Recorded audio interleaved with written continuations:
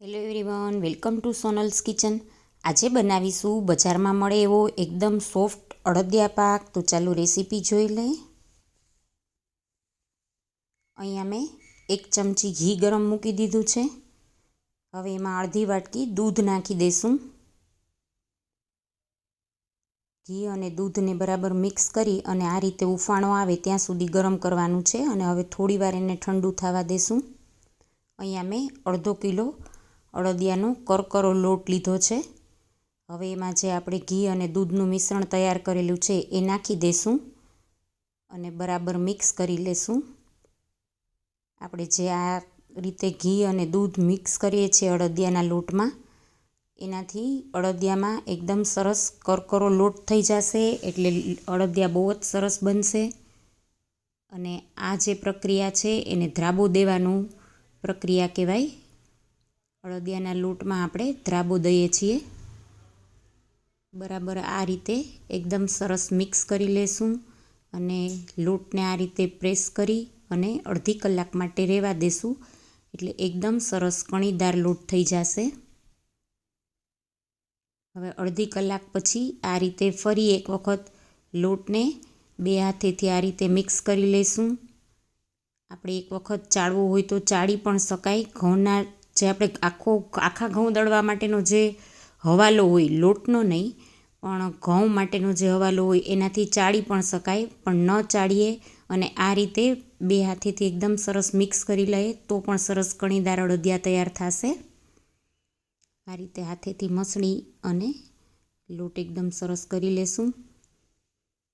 હવે લોટને કોઈ પણ એક વાસણથી એનું માપ કરી લેશું. પહેલાં જ્યારે લોટ હતો ત્યારે માપ નથી કરવાનું. આ રીતે ધ્રાબો દઈ લઈએ પછી જ આપણે એને એક તપેલી કે વાટકાથી માપ કરવાનું છે.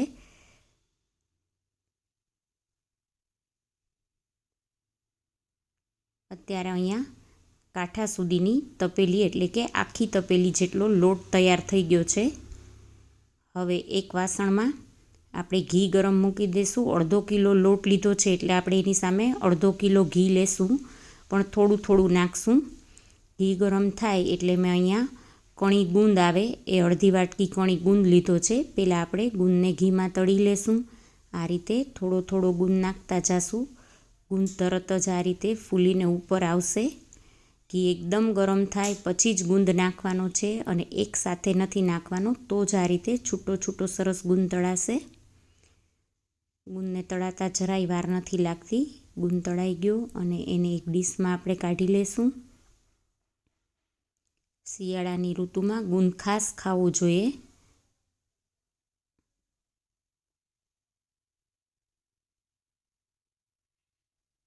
અહીંયા મેં કણી ગુંદ લીધો છે, બાવળિયો ગુંદ પણ લઈ શકાય.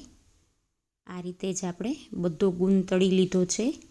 હવે જે કડાઈમાં આપણે ઘી હતું એમાં થોડું પાછું ઘી નાખી દઈશું અને ધ્રાબો દળેલ જે લોટ છે એ નાખી દઈશું.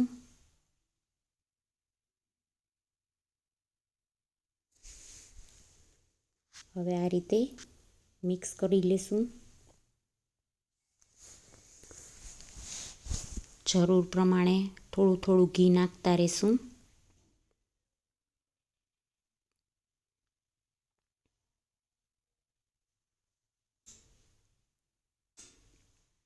પહેલાંથી જ બધું ઘી નથી નાખી દેવાનું. આ રીતે થોડું થોડું ઘી નાખતા જઈ અને લોટને શેકતા જાશું.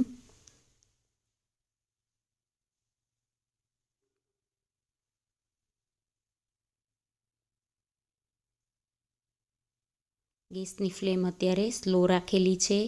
સ્લો ફ્લેમ ઉપર જ આપણે થોડીક વાર પહેલાં લોટને શેકશું. આ રીતે થોડું ઘી છૂટું પડે અને થોડો હળવો લોટ થાય એટલે હવે આપણે લોટમાં મલાઈ નાખવાની છે.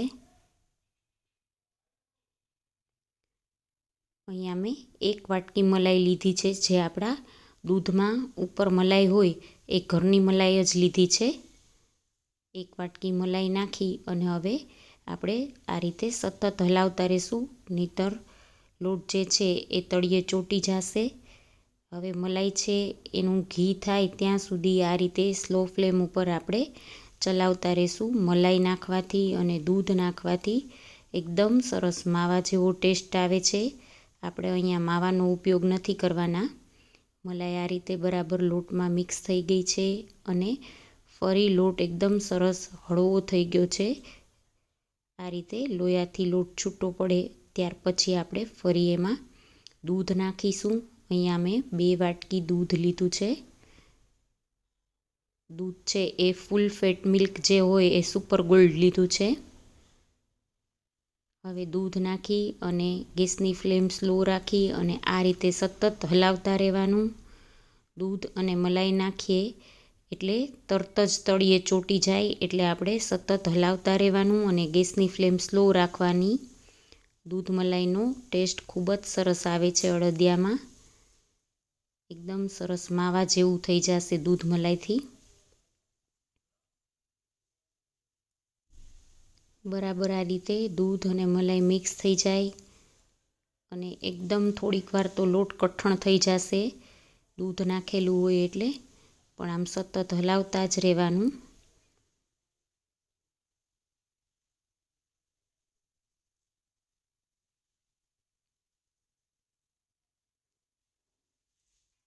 દૂધ મલાઈ ન નાખીએ એની બદલે આપણે 200 ગ્રામ જેટલો 150 ગ્રામ જેટલો માવો પણ નાખી શકાય, પણ માવા કરતાં દૂધ મલાઈનો સ્વાદ ખૂબ જ સરસ આવે છે.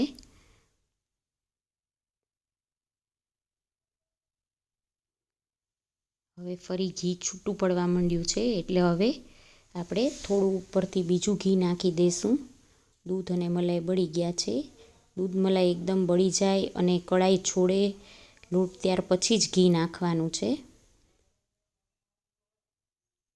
હવે થોડું થોડું આ રીતે ફરી ઘી નાખી અને ગેસની ફ્લેમ હવે મીડિયમ ઉપર કરી અને હલાવતા રહેશું.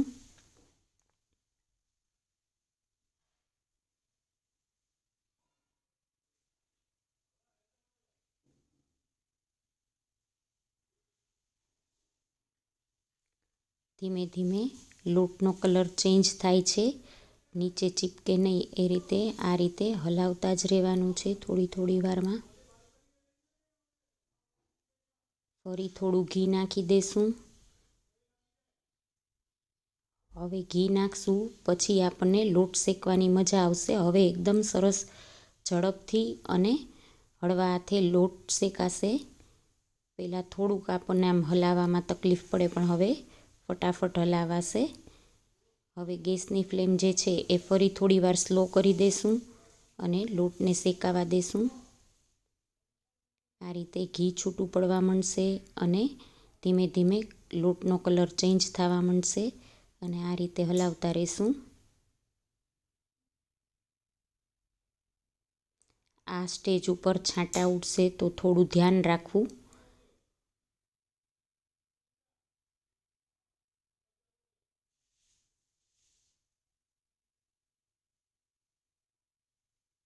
લોટ સરસ શેકાય છે, સુગંધ પણ સરસ આવવા માંડી છે. હવે લોટ આ રીતનો થોડો શેકાઈ જાય પછી આપણે ચાસણી માટે એક તપેલીમાં પોણી તપેલી ખાંડ લેશું. આપણે જેટલો લોટ થયો તો એના કરતાં ઓછી ખાંડ લેવાની છે. ગ્રામમાં અહીંયા 400 ગ્રામ ખાંડ છે. ખાંડની ચાસણી કરવા મૂકી દઈશું અને હવે જો લોટ એકદમ સરસ શેકાઈ જવા આવ્યો છે. હમણાં જ થોડી વારમાં લોટ શેકાઈ જશે. આ રીતે કલર ચેન્જ થઈ ગયો છે અને ઘી પણ સરસ છૂટું પડી ગયું છે.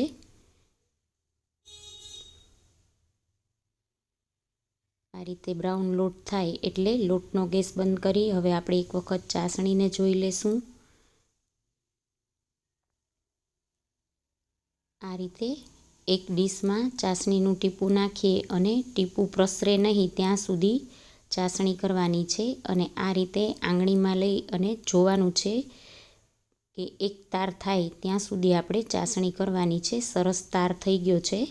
ગેસ બંધ કરી અને ચાસણીને પણ થોડી વાર ઠંડી થવા દેશું. અહીંયા લોટ થોડો ઠંડો થઈ ગયો છે એટલે સાવ ઠરવા નથી દેવાનો. સતત લોટ હોય ત્યારે જ એમાં સુધારેલા કાજુ, સુધારેલી બદામ બે અડધી અડધી વાટકી લીધા છે. અહીંયા અડધી ચમચી એલચી પાવડર લીધો છે. 1 ચમચી સૂંઠનો પાવડર લીધો છે, 1 ચમચી ગંઠોડાનો પાવડર લીધો છે અને 3 ચમચી અળદિયાનો મસાલો લીધો છે. એ નાખી દઈશું. હવે બધું બરાબર મિક્સ કરી લઈશું. અળદિયાનો લોટ એકદમ સરસ બ્રાઉન શેકાણો છે, કલર પણ સરસ આવી ગયો છે અને ઘી પણ સરસ છૂટું પડી ગયું છે. આ રીતે અળદિયાનો લોટ સરસ શેકાયેલો હોય તો સરસ સ્વાદ આવે છે. આપણે જે હવે તળીને રાખેલો ગુંદ હતો એ ગુંદ નાખી દઈશું. એમાંથી થોડોક ગુંદ રાખશું ઉપર છાંટવા માટે. હવે બધું જ સરસ મિક્સ કરી લઈશું.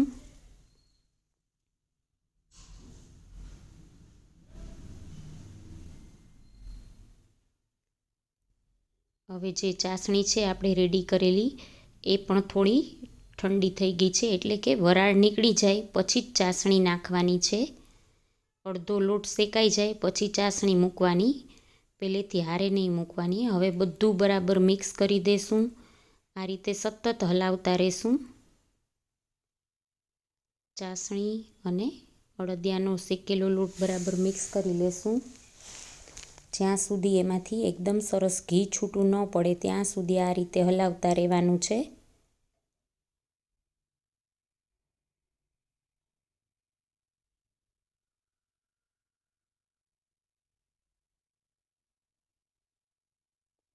આ રીતે ઘી છૂટું પડી ગયું ત્યાં સુધી મેં બરાબર મિક્સ કરેલું છે.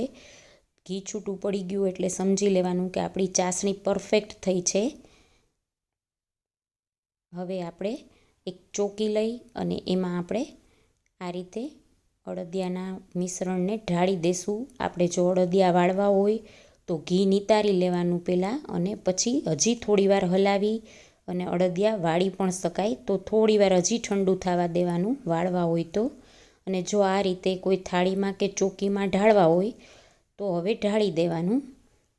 અમારા ઘરમાં બધાને આ રીતે પીસ ભાવે છે એટલે હું અળદિયા વાળતી નથી. આ રીતે તવીથાથી અથવા તો જારીથી બરાબર પ્રેસ કરી અને ચોકીમાં બધાય સાઈડ ઇવનલી કરી લેવાનું. હવે જે આપણે તળીને રાખેલો હતો એ ગુંદ ઉપર છાંટી દઈશું. આ રીતે ઉપર ગુંદ છાંટવાથી અળદિયા પાકનો દેખાવ બહુ જ સરસ આવે છે. જો બાળકોને ગુંદ બહુ ન ભાવતો હોય તો ઉપર આ રીતે ન છાંટવો અને બધો જ ગુંદ અંદર મિક્સ કરી દેવો. હવે આ રીતે એક ચમચો લઈ અને આપણે ગુંદને બરાબર પ્રેસ કરી દઈશું. અહીંયા મેં બદામ ફ્લેક્સ લીધી છે. બદામ ફ્લેક્સને પણ આ રીતે ઉપરથી છાંટી દઈશું. એનાથી પણ અળદિયા પાકનો દેખાવ સરસ આવશે. એકદમ બજારમાં મળે એવો જ લુક આવી ગયો છે. હવે એને પણ આ રીતે ચમચાથી પ્રેસ કરી દઈશું એટલે પીસ કરીએ ત્યારે નીકળી ન જાય. તૈયાર છે આપણો બધા અળદિયા પાક. જરૂરથી ટ્રાય કરજો. જો તમને આ રેસીપી સારી લાગે તો લાઈક કરજો.